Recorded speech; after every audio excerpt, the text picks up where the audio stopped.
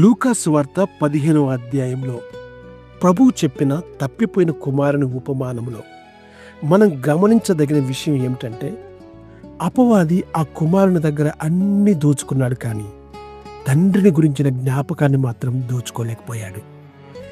అదేవిధంగా అపవాది మన దగ్గర కూడా దేవుడిచ్చిన ఆశీర్వాదాన్ని, నెమ్మదిని, సమాధానాన్ని అన్నింటినీ దోచుకోవచ్చేమో, కానీ తండ్రి నుంచి మాత్రం మనల్ని దూరం చేయలేడు.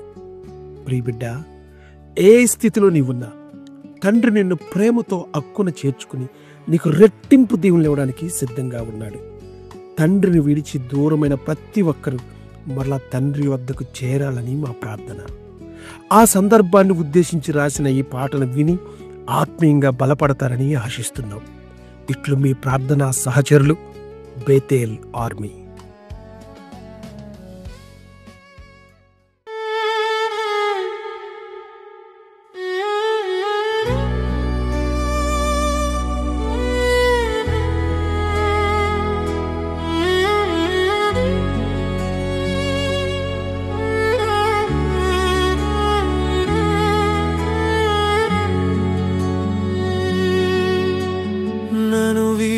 పోనిది నీ జ్ఞాపకం, సమస్తము విడిచిన నన్ను వీడని నీ జ్ఞాపకం.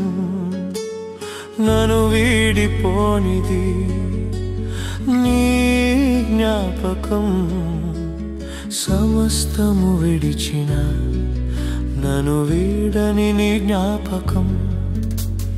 ఆ జ్ఞాపకమే నన్ను నడిపించినది, ఆ జ్ఞాపకమే నన్ను బ్రతికించినది.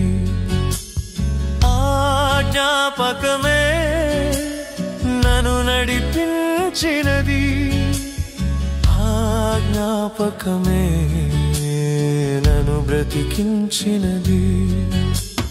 నన్ను వీడిపోనిది నీ జ్ఞాపకం, సమస్తము విడిచిన నన్ను వీడని నీ జ్ఞాపకం.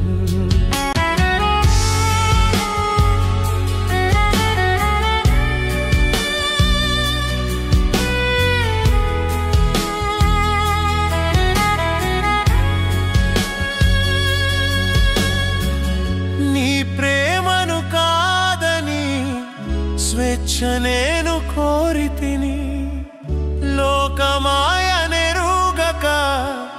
మోసపోతిని తండ్రి. నీ ప్రేమను కాదని స్వేచ్ఛ నేను కోరితిని, లోకమాయనెరుగక మోసపోతిని తండ్రి. భేదమేమి చూపక మించిన ప్రేమతో నన్ను చేర్చుకున్నానా కన్న తండ్రివే. భేదమేమి చూపక మించిన ప్రేమతో నన్ను చేర్చుకున్నానా కన్న తండ్రివే. ఆ జ్ఞాపకమే నన్ను నడిపించినది, ఆ జ్ఞాపకమే నన్ను బ్రతికించినది. ఆ జ్ఞాపకమే నన్ను నడిపించినది, ఆ జ్ఞాపకమే నన్ను బ్రతికించినది.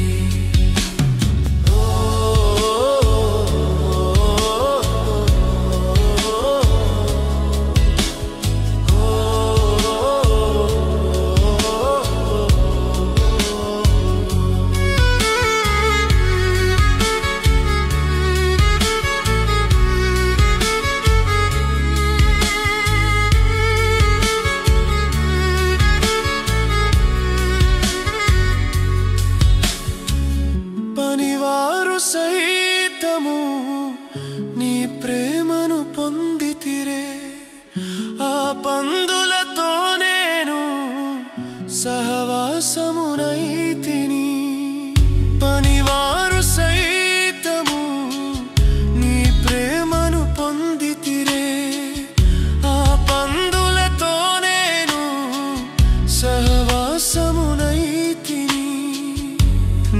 స్థితిని చూడక, నా పాపమునెంచక, నీ ప్రేమతో నన్ను మహారాజును చేసితివే.